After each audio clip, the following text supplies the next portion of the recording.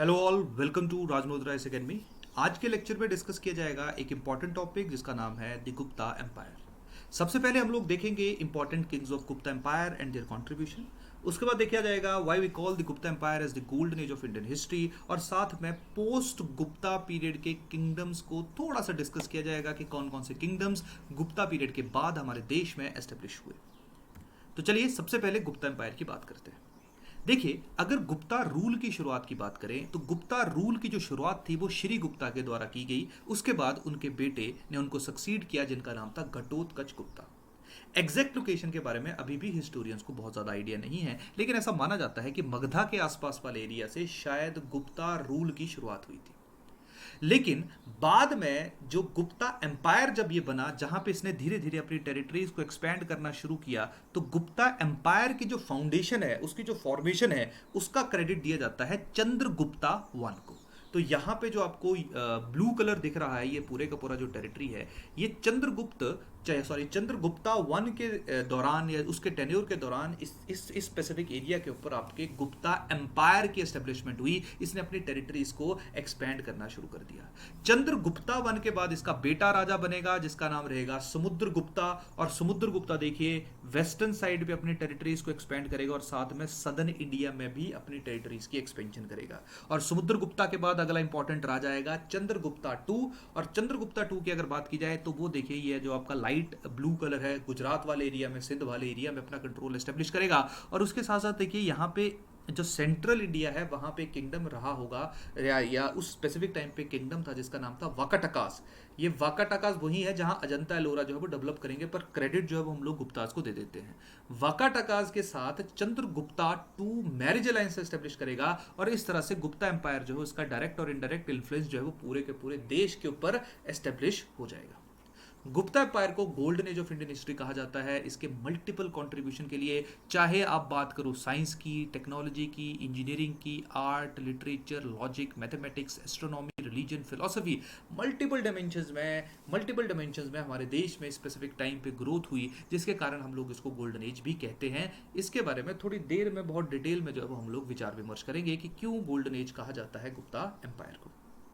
अब देखिए, अगर गुप्ता एम्पायर में इंपॉर्टेंट किंग्स की बात की जाए तो सबसे पहले आप लोग ध्यान रखना, आपको याद होना चाहिए चंद्रगुप्ता वन। उसके बाद आ जाएंगे आपके समुद्रगुप्ता, उसके बाद Chandragupta two, Kumara Gupta one and Skanda Gupta. Skanda Gupta आजकल काफी न्यूज में रह रहे थे, आप लोगों ने सुना होगा। होम मिनिस्टर ने खुद स्टेटमेंट दी है कि स्कंदा गुप्ता जो है वो राजा हैं जिनका बहुत ज्यादा कॉन्ट्रीब्यूशन है हमारी हिस्ट्री में, लेकिन हमने बहुत ज्यादा रिसर्च इनके ऊपर नहीं की है। तो ऐसी स्टेटमेंट उनके द्वारा क्यों दी गई और क्यों इनके ऊपर रिसर्च जो है वो और ज्यादा करने की आवश्यकता है, तो स्कंदा गुप्ता वैसे ही आपके न्यूज में आ गए, और इसके साथ गुप्ता एम्पायर हमारे एग्जाम के लिए ऑटोमेटिकली इंपॉर्टेंट हो गया।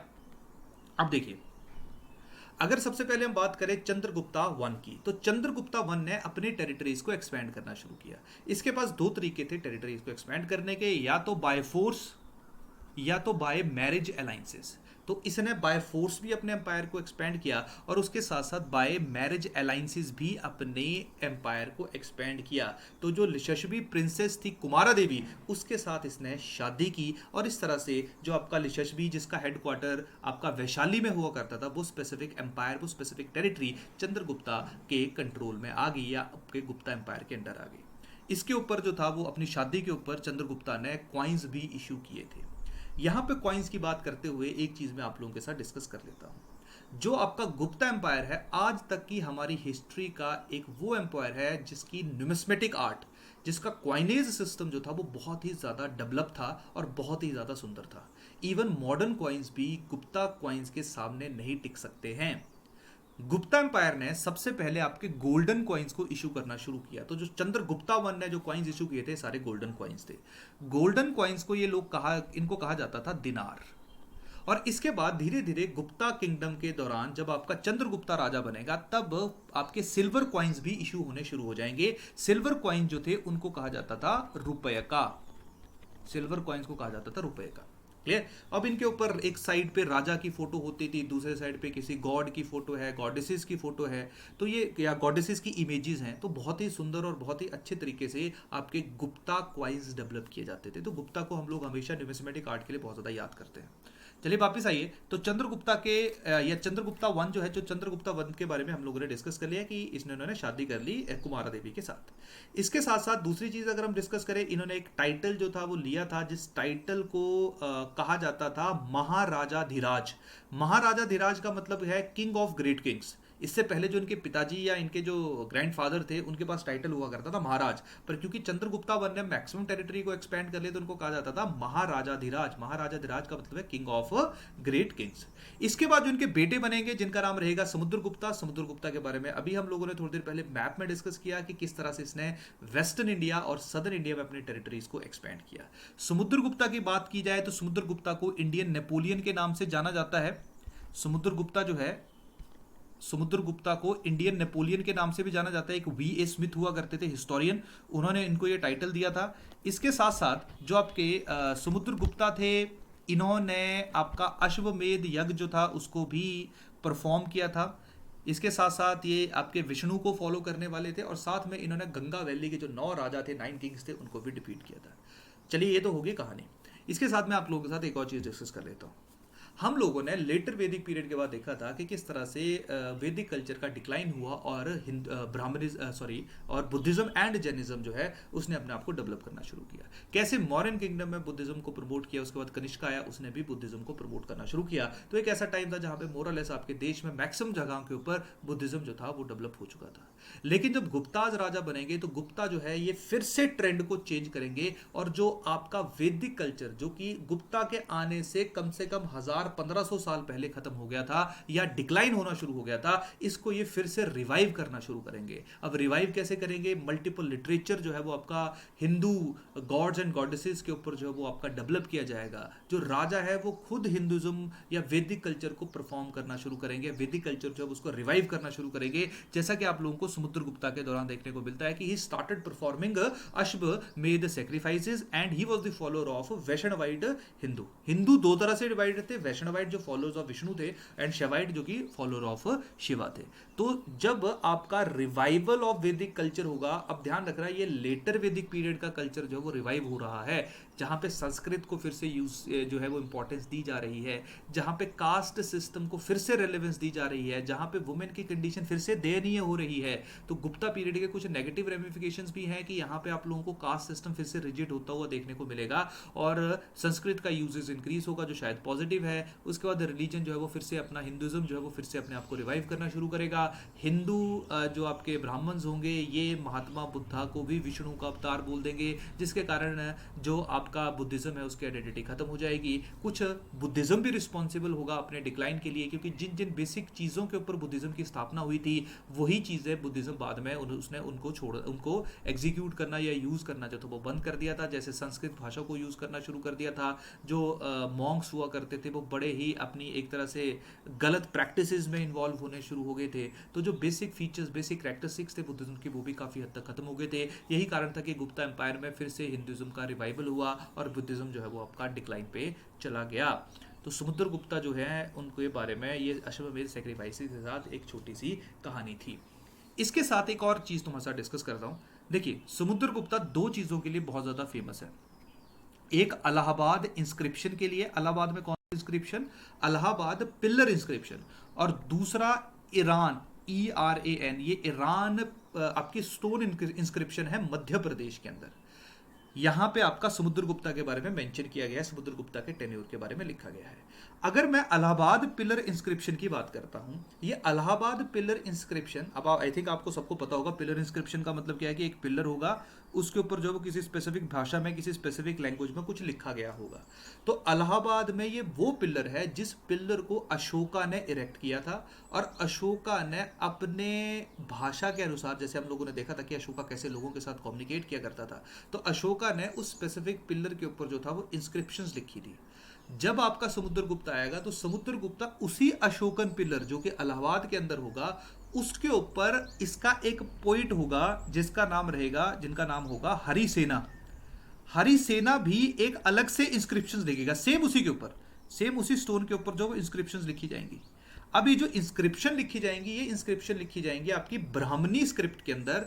ब्राह्मणी स्क्रिप्ट में इस इंस्क्रिप्शन को लिखा जाएगा, जो कि आपकी संस्कृत लैंग्वेज के लिए जो है वो आपकी फेमस हो गई थी इस स्पेसिफिक टाइम के ऊपर। तो हरि सेना के द्वारा जो है वो आपका इंस्क्रिप्शन लिखी जाएगी इलाहाबाद के ऊपर, या इलाहाबाद के अंदर सिचुएटेड पिलर, जिसको इरेक्ट किसके द्वारा किया गया था? अशोका के द्वारा किया गया था। कहानी समझ आई? अब जो इंस्क्रिप्शन हरिसेना के द्वारा लिखा गया, उस इंस्क्रिप्शन को हम लोग कहते हैं, अब ये ध्यान रखेंगे सब लोग, उस इंस्क्रिप्शन को कहा जाता है दैट इज योर प्रयाग प्रहस्थी। तो प्रयाग प्रहस्थी में काफ़ी जो है वो आपका समुद्रगुप्ता के बारे में जो है वो चीज़ें मेंशन की गई हैं। तो आई थिंक आपको थोड़ा सा चीज़ जो है वो क्लियर हुआ होगा। क्लियर? तो ये समुद्रगुप्ता के बारे में था। इसके बाद आ जाएगा, समुद्रगुप्ता के बाद आपके अगले राजा आ जाएंगे जिनका नाम है चंद्रगुप्ता टू। ऐसा माना जाता है कि चंद्रगुप्ता टू, क्योंकि उन्होंने मैरिज अलाइंस भी वाकाटकास के साथ साइन की थी। सबसे इंपॉर्टेंट राजाओं में से एक माने जाते हैं आपके चंद्रगुप्ता टू। और चंद्रगुप्ता टू के बारे में ज़्यादा इन्फॉर्मेशन हमारे पास इसलिए भी है क्योंकि चाइनीज़ ट्रेवलर आए थे यहाँ पे जिनका नाम था फाहियान, तो उन्होंने बहुत ज़्यादा गुप्ता एम्पायर के बारे में लिखा है। और क्योंकि जब ये इंडिया आए थे तो उस टाइम पे चंद्रगुप्ता टू का रूल था, तो ज़्यादा हम लोगों को इन्फॉर्मेशन, ज़्यादा नॉलेज हम लोगों को पूरे गुप्ता में चंद्रगुप्ता टू के बारे में बहुत ज़्यादा है। चंद्रगुप्ता को ऐसा माना जाता है कि he adopted the title of Vikramaditya, और ये पहले आपके ऐसे रूलर हैं जिन्होंने सिल्वर कॉइन्स को इशू करना शुरू किया था। क्लियर? उसके बाद आ जाएंगे कुमार गुप्ता। कुमार गुप्ता की खासियत है he founded Nalanda university. I think आप सब लोगों ने नालंदा यूनिवर्सिटी के बारे में सुना होगा। वैसे भी जब हम हिस्ट्री की बात करते हैं तो दो यूनिवर्सिटीज़ का नाम हमारे सामने आता है। एक यूनिवर्सिटी है नालंदा यूनिवर्सिटी, दूसरी यूनिवर्सिटी है तक्षशिला यूनिवर्सिटी। तक्षशिला यूनिवर्सिटी की अगर बात की जाए, तक्षशिला यूनिवर्सिटी आपकी जो थी वो आपकी जब मौर्यन या मगधा महाजनपद हुआ करते थे उस स्पेसिफिक टाइम पे बहुत ज़्यादा रेलिवेंट थी, स्पेशली मौर्यंस के दौरान। बाद में तुम लोग देखो कि जो तक्षशिला यूनिवर्सिटी है उसकी खासियत थी, या कंपैरिजन अगर मैं तुम्हारे सामने लेके आऊँ, तो तक्षशिला यूनिवर्सिटी मोरलेस आपकी लोकल लोगों की नीड को ही या लोकल एजुकेशन को ज़्यादा प्रमोट करती थी। और वहाँ पे मोरलेस हिंदुज़म जो टेक्स्ट थे या बाद में बुद्धिज़्म के टेक्स्ट जो थे उनको पढ़ाया जाता था, और बाहर के लोग बहुत ज़्यादा वहाँ नहीं आया करते थे। पर नालंदा यूनिवर्सिटी की अगर हम बात करें तो नालंदा यूनिवर्सिटी में पूरी दुनिया से लोग आया करते थे यहाँ पे पढ़ने। यहाँ पे अलग अलग धर्मों, अलग अलग फिलोसफीज़, मैथमेटिक्स, लॉजिक, ग्रामर, अलग अलग तरह मल्टीपल सब्जेक्ट्स जो थे वो पढ़ाए जाते थे। तो अगर डाइवर्सिटी वाइज बात की जाए तो भी नालंदा यूनिवर्सिटी ज़्यादा डाइवर्स थी इन टर्म ऑफ लिटरेचर और कंटेंट। और अगर बात की जाए आपकी नालंदा यूनिवर्सिटी में एंट्रेंस की, तो एंट्रेंस के लिए एक स्पेशल टेस्ट हुआ करता था जिसमें 30% के आसपास लोग उस टेस्ट को क्लियर कर पाते थे। तो आपका नालंदा यूनिवर्सिटी ज़्यादा वाइड, ज़्यादा डाइवर्स थी as compared to Takshashila university. And Kumara Gupta was responsible for the foundation of Nalanda university. Clear? और उसके बाद एक चीज़ ध्यान रखना, Kumar Gupta was the worshipper of Kartikeya. Kartikeya मतलब है गॉड ऑफ वॉर्स। क्लियर? उसके बाद आ जाएगा आपका स्कंदा गुप्ता। स्कंदा गुप्ता की खासियत क्या है? देखिए, एक जब आप हमारा यहाँ पे रूल एस्टेब्लिश था तो यहाँ पे आपके सेंट्रल एशियन से एक ट्राइब आ रही थी जिस ट्राइब का नाम था हुनास। और हुनास जो ट्राइब थी बहुत ज़्यादा फिरोशियस ट्राइब थी, बहुत खतरनाक ट्राइब थी। जहाँ भी जाते थे बहुत ज़्यादा लूटपाट करते थे, पूरे हर चीज़ का, आर्ट, आर्किटेक्चर, कल्चर, लिटरेचर, हर एक की धज्जियाँ उड़ा देते थे। तो स्कंदा गुप्ता ने 2 बार इनके हुनास के अटैक को जो है वो रिपल्स किया, और इवन इसने हुनास को इतने बुरे हाल से हराया कि हुनास जो है वो कम से कम 50 साल तक हारने के बाद इंडिया के ऊपर हिम्मत नहीं कर सके फिर से अटैक करने की।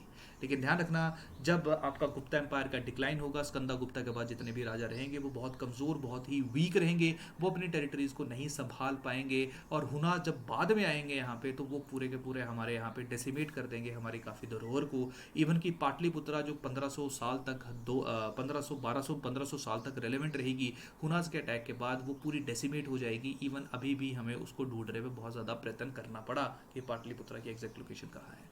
तो हुनास के अटैक को डेफर किया गया था, हुनास के अटैक को इन्होंने डिले कर दिया था क्योंकि 2 बार हुनास के अटैक को हराया था। तो स्कंदा गुप्ता की अभी तक जो हिस्टोरिकल रेलेवेंस है वो यही देखने को मिलती है।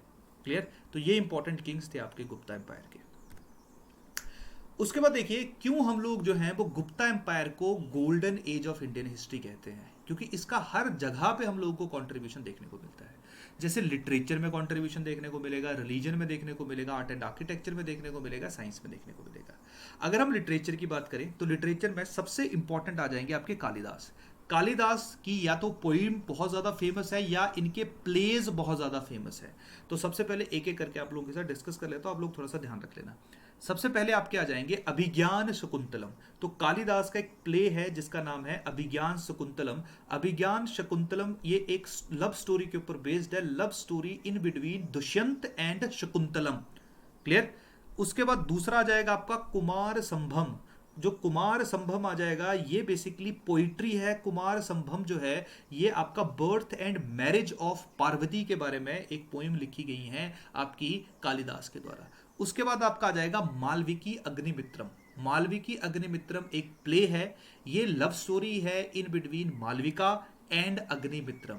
ये अग्निमित्रम वही है जो शुंगा पुष्यमित्र शुंगा का बेटा हुआ करता था। अग्निमित्र पुष्यमित्र शुंगा वो है जिसने मौर्यन एम्पायर को खत्म किया था और शुंगा डायनेस्टी की एस्टेब्लिशमेंट की थी।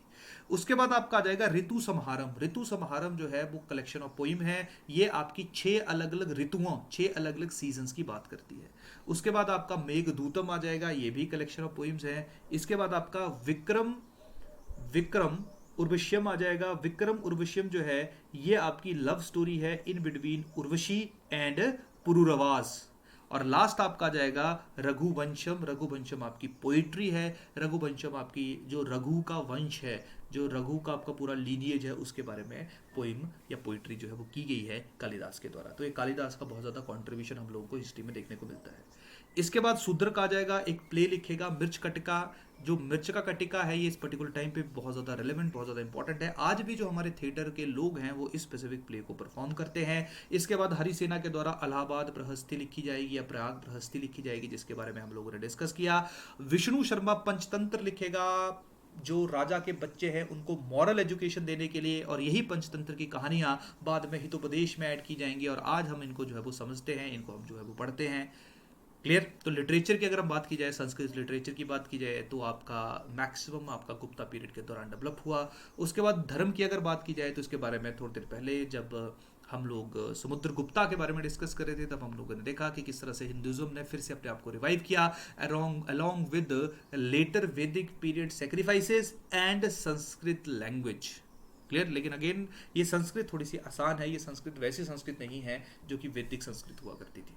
उसके बाद आज ये आर्ट एंड आर्किटेक्चर की बात की जाए तो देखिए, जब हम लोगों ने टेम्पल आर्किटेक्चर की जब भी हम बात करते हैं तो सबसे पहले जो शुरुआत हुई है हमारे देश में टेम्पल आर्किटेक्चर की, चाहे 3 तरह से टेम्पल आर्किटेक्चर आप पढ़ते हो, जैसे आप सब लोगों को पता होगा। मैं आप लोगों को सजेस्ट करूंगा हमारा मोस्ट प्रोबेबली 4th या 5th लेक्चर एक बार आप देख लेना। हमारा एंशिएंट मिडाइवल कल्चर के एक टेम्पल आर्किटेक्चर के ऊपर ऑलरेडी लेक्चर हो चुका है। उस लेक्चर को आज आप फिर से देखना, अगर आपने देख लिया हुआ है तो एक बार रिवाइज कर लेना, अगर नहीं देखा है तो उसको आप फिर से देखिए, क्योंकि आज का लेक्चर उस लेक्चर के साथ काफ़ी हद तक जो है वो रिलेटेड है।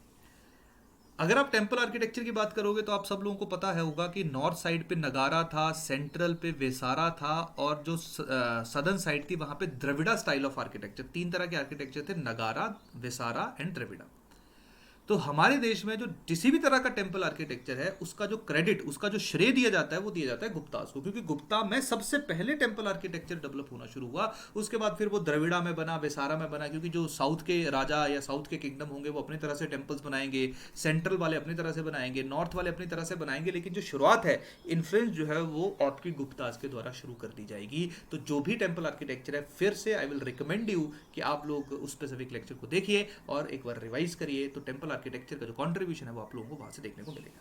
उसके बाद अजंता एंड एलोरा की जो पेंटिंग्स हैं ये भी आपकी गुप्ता पीरियड के दौरान ही डेवलप हुई। साथ में ब्रॉन्ज बुद्धा, एक 7.5 फीट हाइट की एक मूर्ति आप लोगों को देखने को मिलेगी बुद्धा की, सुल्तानगंज, ये भी गुप्ता स्पेसिफिक या गुप्ता पीरियड में जो वो आपकी डेवलप हुई। और साथ में आयरन पिलर महरौली दिल्ली में, आप लोगों ने कुतुब मीनार के कॉम्प्लेक्स में एक आयरन पिलर है और ऐसा माना जाता है कि वो आयरन पिलर जो है वो 1500 साल पुराना है। गुप्ताज के टाइम पे, चंद्रगुप्ता 2 के टाइम पे उसको इरेक्ट किया गया था। अभी तक उसके ऊपर रस्टिंग नहीं हुई है, अभी तक उसके ऊपर जंग नहीं लगा है।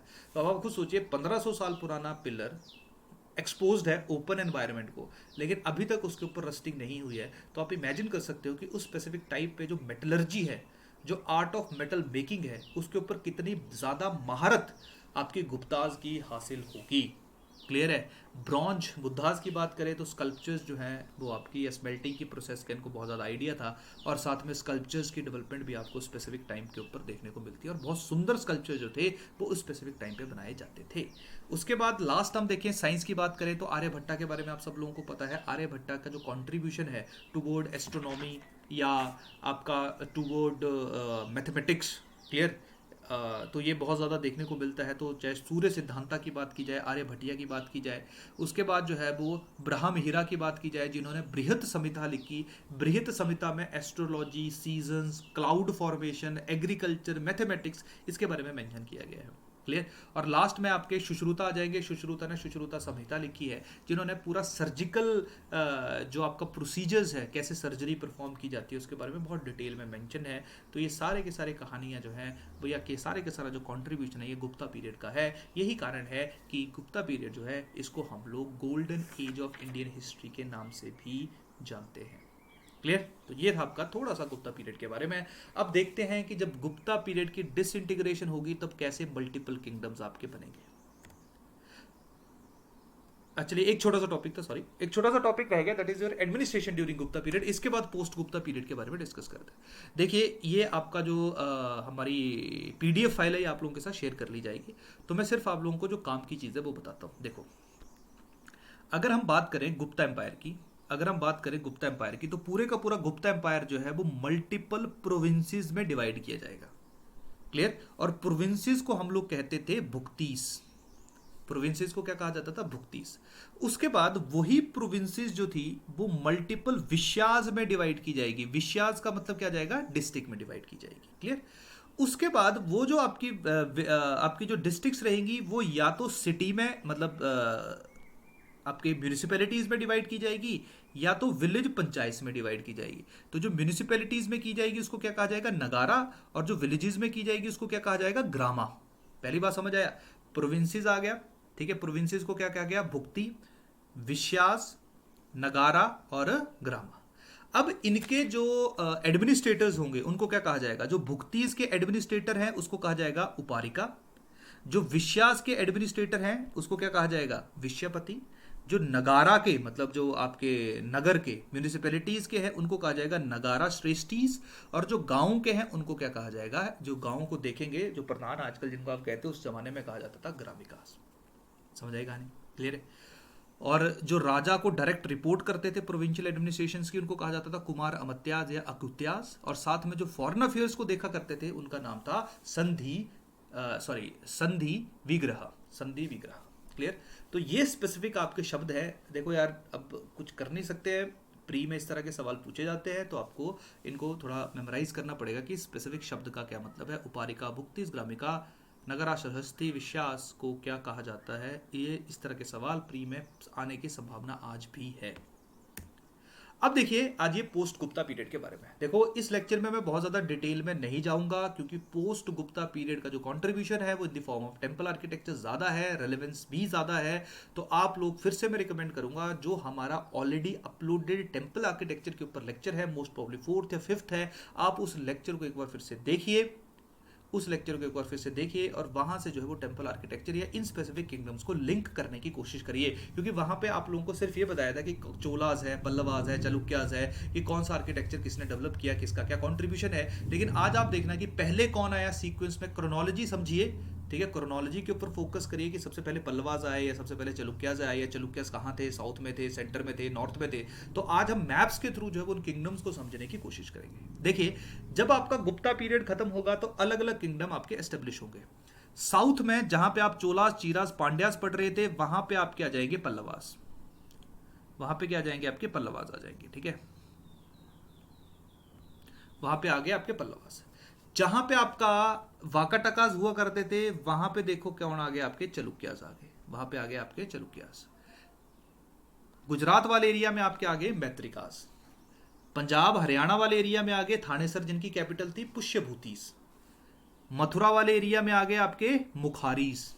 और बाद में आपके रह गए यहाँ पे लेटर गुप्ता पीरियड्स वाले। और यहाँ पे आपके जो थे वो आपका एक रूलर हुआ करता था जिसका नाम था शशांका। क्लियर है। तो इस तरह से आपका मल्टीपल अलग अलग किंगडम्स में जो है वो वो डिवाइड हो गया आपका पूरे का पूरा पोस्ट गुप्ता पीरियड। अब जो पुष्यभूति थे, मैत्रिकास थे, इनकी आपस में नहीं बना करती थी। मुखारिज और मैत्रिकास की भी आपस में नहीं बना करती थी। पुष्यभूति और मुखारिज जो है ये आपस में मैरिज अलायंस कर लेते हैं और इस तरह से पुष्यभूति और मुखारिज जो है उनके बीच में वह एक फ्रेंडली रिलेशन हो जाता है। एक कहानी मैं आपको थोड़ी बता देता हूँ, पुष्यभूति से शुरू करता हूँ। पुष्यभूति के राजा जिसका नाम था प्रभाकर वर्मन, उसके दो बेटे थे। प्रभाकर वर्धन, उसके दो बेटे थे। एक का नाम था राज्यवर्धन और दूसरे का नाम था हर्षवर्धन। राज्यवर्धन बड़ा बेटा हुआ करता था। जब तुम्हारे मुखारिज के साथ आपका जो प्रभाकर वर्धन है उसकी बेटी की शादी हुई, तब उस राजा के ऊपर शशांका ने अटैक किया, राजा को मार दिया, रानी को या उसकी बेटी को, प्रभाकर वर्धन की बेटी को जो है वो बंदी बना लिया। उसका बड़ा बेटा राज्यवर्धन जो है वो अपनी बहन को छुड़ाने जाता है, राज्यवर्धन का डेथ हो जाता है। क्लियर, राज्यवर्धन मर गया। राज्यवर्धन के बाद अगला राजा ऑटोमेटिकली कौन बनेगा? तुम्हारा हर्षवर्धन। तो इस तरह से हर्षवर्धन जो कि पुष्यभूति को बिलोंग करता था, अब क्योंकि मुखारिज का राजा भी मर चुका है तो पुष्यभूति के अंडर ही तुम्हारे क्या आ जाएंगे? मुखारिज आ जाएंगे। तो धीरे धीरे हर्षवर्धन जो है वो अपनी टेरिटरी को एक्सपैंड करेगा। हर्षवर्धन अपनी टेरिटरी को एक्सपैंड करेगा और अपनी कैपिटल, जो कि पहले पुष्यभूति की कैपिटल हुआ करती थी थानेसर में, अपनी कैपिटल को शिफ्ट करेगा और कन्नौज में कैपिटल बना लेगा। तो इस तरह से हर्षवर्धन जो है वो, उसका एम्पायर जो है वो आपका वाइड हो जाएगा। तो ध्यान रखना, हर्षवर्धन कौन सी आपकी टेरिटरी या कौन से किंगडम को बिलोंग करता था? पुष्यभूति को। बाद में मुखारिज भी उसके कंट्रोल में आ जाएंगे। धीरे धीरे ये मैत्रिकास को भी हराएगा और मैत्रिकास को भी अपने कंट्रोल में कर लेगा। एक ऐसा टाइम आएगा जहां पे नॉर्थ इंडिया में, पूरे का पूरा नॉर्थ इंडिया जो है, जहां पे आपका हर्षवर्धन का रूल जो है वो एस्टेब्लिश हो जाएगा। अब हर्षवर्धन नीचे जाने की भी कोशिश करेगा और नीचे कौन है? आपके चालुक्यास हैं। लेकिन चालुक्यास का उस स्पेसिफिक टाइम पे एक राजा रूल कर रहा था जिसका नाम था पुलकेशिन टू। पुलकेशिन टू एक राजा रूल करा था, पुलकेशिन टू। पुलकेशिन टू जो है वो आपका हर्षवर्धन को एक बैटल में हराएगा, जिसके कारण हर्षवर्धन जो है वो आपका साउथ, मतलब नर्मदा को क्रॉस करके नीचे वाले एरियाज को कंकर नहीं कर पाएगा, एक्वायर नहीं कर पाएगा। तो इस तरह से नीचे आपका सेंट्रल में चालुक्यास रहेंगे। चालुक्यास के फाउंडर का नाम है पुलकेशिन वन। साउथ में आपके पल्लवाज रहेंगे। पल्लवाज के दो इंपॉर्टेंट राजा हैं, महेंद्र वर्मन और नरसिम्हम वर्मन। टेम्पल आर्किटेक्चर में इन दोनों किंगडम का बहुत ज्यादा कंट्रीब्यूशन है। क्लियर है। और ऊपर आपका रह गया कौन सा? यहाँ पे आ गया आपके इंपॉर्टेंट किंग जिसका नाम है, जो हर्षवर्धन की टेरिटरी है। तो अभी हम थोड़ा सा हर्षवर्धन के बारे में डिस्कस कर लेते हैं। अगर हर्षवर्धन की बात की जाए तो हर्षवर्धन के टाइम पे लिटरेचर की डेवलपमेंट बहुत ज़्यादा हुई, इवन कि वो खुद भी बहुत ज़्यादा लिखा करता था। तो ऐसा माना जाता है कि जो उसका काम था या उसने भी अपना लिटरेचर डेवलप किया, उसका नाम है रत्नावली, प्रियदर्शिका या नागा नंदा। यह हर्षवर्धन के द्वारा लिखा हुआ लिटरेचर है। इसके साथ उसके कोर्ट में एक बहुत इंपॉर्टेंट पोइट हुआ करता था जिसका नाम था बना भट्ट। बना भट्ट ने दो प्लेस लिखे, एक प्ले का नाम है हर्षचरिता और दूसरे का नाम है कादंबरी। इन दोनों प्ले से हम लोगों को हर्षवर्धन के टाइम पीरियड के बारे में बहुत ज्यादा पता चलता है। हर्षवर्धन वो राजा है जहां पे आपका एक चाइनीज ट्रेवलर आएगा जिसका नाम होगा ह्यून सांग। जैसे फाहियान आपका चंद्रगुप्त टू के टाइम पे आया था, ह्यून सांग चाइनीज ट्रेवलर जो है वो आपका हर्षवर्धन के कोर्ट में विजिट करेगा। हर्षवर्धन जो कि पहले शिवा का फॉलोअर था, शेवाइट था, वो बाद में बुद्धिज्म को एम्ब्रेस कर लेगा। और बुद्धिज्म में एम्ब्रेस करने के पीछे जो क्रेडिट दिया जाएगा या जो रिस्पॉन्सिबल पर्सन होगा वो है ह्यून सांग। जब भी हम हर्षवर्धन की बात करते हैं, दो इंपॉर्टेंट असेंबलीज हमारे दिमाग में आती है। एक असेंबली है कन्नौज असेंबली, दूसरी असेंबली है इलाहाबाद असेंबली। अगर मैं कन्नौज असेंबली की बात करूंगा तो कन्नौज असेंबली वो असेंबली है जब आपका ह्यून सांग लोगों को एड्रेस कर रहा है, लोगों को बता रहा है रिगार्डिंग बुद्धिज्म। और इसी असेंबली के बाद, कन्नौज असेंबली के बाद, हर्षवर्धन अपने आप को बुद्धिज्म में एम्ब्रेस कर लेता है। दूसरी असेंबली आपकी फेमस है इलाहाबाद असेंबली। ये वो 75 डेज का चैरिटेबल काम है, चैरिटेबल वर्क है, जहां पे हर्षवर्धन अपनी सारे के सारे जो संपत्ति, सारे के सारी प्रॉपर्टी जो है वो लोगों के न्यौछावर कर देता है, जिसको हम लोग प्रयाग असेंबली के नाम से भी जानते हैं। जो एडमिनिस्ट्रेशन है आपका मोरलेस हर्षवर्धन का टेम्पल आर्किटेक्चर है वो आपको वैसा ही देखने को मिलेगा जैसा कि गुप्ताज के टाइम पे था। तो जो गुप्ताज के टाइम पे आपको एडमिनिस्ट्रेशन, जैसे देखिए बुक्तियाज, विशाज, ग्रामाज, बस बीच में सब डिवीजन आ जाएगा जिसका नाम पटाकाज होगा, जो कि हम लोगों ने गुप्ताज में देखने को नहीं मिला। मोर और लेस सेम आप लोगों को जो है वो एडमिनिस्ट्रेशन हर्षवर्धन के टाइम पे देखने को मिलेगा। हर्षवर्धन की प्रॉब्लम क्या रहेगी, फॉरेन रिलेशन जो है वो डिक्लाइन होने शुरू हो जाएगी, इंडिया की इकोनॉमी खत्म होनी शुरू हो जाएगी, क्योंकि अब वो सेंट्रल एशिया के साथ अपने जो कंट्रोल है उसको एस्टेब्लिश नहीं कर पा रहा होगा, वहाँ पे और ज़्यादा स्ट्रॉन्ग किंगडम जो है वो डेवलप होंगे। और बाद में तुम लोग देखना जैसे मिडाइवल शुरू होगी हमारी हिस्ट्री, वहाँ पे फॉरेन इन्वेजन हमारे देश के अंदर होने शुरू हो जाएंगे, और वहाँ पे जो है वो हमारा पूरा नेचर जो है हिस्ट्री का परिवर्तित हो जाएगा, चेंज हो जाएगा। अभी तक जितने भी किंगडम्स ने रूल किया ये सारे इंडिजीनियस किंगडम है। अब जब हमारी मिडाइवल हिस्ट्री शुरू होगी वहाँ पे आपके फॉरेन किंगडम जो है वो आने शुरू हो जाएंगे। नो डाउट वैसे इंडो बैक्ट्रियन या इंडो ग्रीक्स भी हमारे यहाँ पे आए थे जिन्होंने इंडिया के ऊपर रूल किया, जिनको भी हम फॉरेनर्स कह सकते हैं। लास्ट देखिए बस, अब देखिए अभी तक हम लोगों ने देखा कि कैसे साउथ में आपके चालुक्यास, सॉरी सेंटर में आपके चालुक्यास थे। तो चालुक्यास को रिप्लेस कर देगा राष्ट्रकूतास। राष्ट्रकूतास के फाउंडर जिनका नाम है दांती दुर्गा, और इनका एक इंपॉर्टेंट राजा रहेगा राष्ट्रकूतास का जिसका नाम रहेगा कृष्णावन। कृष्णा वन। अब देखो जो अजंता एलोरा, स्पेशली एलोरा की जो केव्स हैं वहां पे जो कृष्णा वन है उसकी बहुत ज्यादा कंट्रीब्यूशन देखने को मिलेगी। तो राष्ट्रकूतास के द्वारा जो है वो चालुक्यास को हराया जाएगा और यहाँ पे अपना एक नया किंगडम एस्टेब्लिश होगा। अब देखो यहाँ पे चालुक्यास खत्म हुए, कौन आ गए, राष्ट्रकूतास आ गए। साउथ में आपके जो पल्लवास हैं वो धीरे धीरे खत्म होने शुरू होंगे, वहां पे पल्लवास को फिर से चोलाज रिप्लेस करेंगे। ध्यान रखना एक चोला पहले भी आए थे, अब फिर से चोलाज आएंगे। ऊपर आप क्या जाएंगे, गुर्जरा प्रतिहारा जो गुजरात वाला एरिया है, और उसके साथ जो आपका वेस्ट बंगाल वाला एरिया, बिहार वाला एरिया, यूपी वाला एरिया है, वहां पे तुम्हारे आ जाएंगे पालास। क्लियर है। तो ये कुछ स्पेसिफिक इंपॉर्टेंट किंगडम जो है वो आपके पोस्ट गुप्ता पीरियड के दौरान बनेंगे। पालास, गुर्जरा प्रतिहारा और राष्ट्रकूटास, इन तीनों के बीच में हमेशा एक बैटल चलती रहती थी कन्नौज के लिए। तो इसको हम लोग हमेशा एक नाम देते हैं, that is Kannauj triangle. Kannauj triangle वो वाला एरिया जहाँ पे तीन किंगडम दैट इज राष्ट्रकूटास, गुर्जरा प्रतिहारास और पालास, ये आपस में हमेशा वॉर में कैसे न कैसे इन्वॉल्व रहते थे। क्लियर। बाकी टेम्पल आर्किटेक्चर में आपने राष्ट्रकूटास, गुर्जरा प्रतिहारास, पालास, इन सब के बारे में पढ़ा हुआ है। तो इनकी कंट्रीब्यूशन मोरलेस वैसे ही है। तो आपको बस थोड़ा सा ध्यान रखना है कि अब देखो, अब याद करने का आवश्यकता नहीं है। हमने देखा कि सेंटर में चालुक्यास आए, चालुक्यास के बाद राष्ट्रकूटास आए। तो इसका मतलब कि जो वेसारा स्टाइल ऑफ आर्किटेक्चर होगा वो या तो चालुक्यास के द्वारा डेवलप किया जाएगा या तो राष्ट्रकूटास के द्वारा। उसी तरह से पहले पल्लवास साउथ में आए, उसके बाद आपके चोलास आए, तो या तो पल्लवास के द्वारा आपका द्रविड़ आर्किटेक्चर डेवलप किया जाएगा या तो चोलास के द्वारा किया जाएगा। क्लियर। तो इस तरह से जो है वो आप हर एक चीज को जो है वो आसानी से कर सकते हो। क्लियर। तो इसी के साथ जो है वो आज के लेक्चर को हम लोग खत्म कर रहे हैं। नेक्स्ट लेक्चर में मिडाइवल हिस्ट्री से फिर से शुरुआत की जाएगी। तब तक के लिए थैंक यू, धन्यवाद।